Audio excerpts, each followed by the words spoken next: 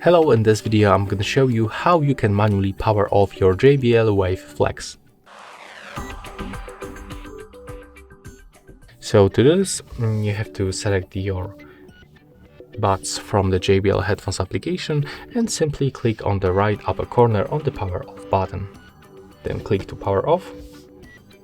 And after a few moments they will be turned off. As you can see, indicators blinks for the blue. And take a look, when I click on it once, twice, 3 times, they are not activated anymore, so it means that they are just basically turned off. And if you want to turn them on, you just have to put them back to the charging case, close it for a few seconds, then open it and take them out of this case, and they will automatically turn on.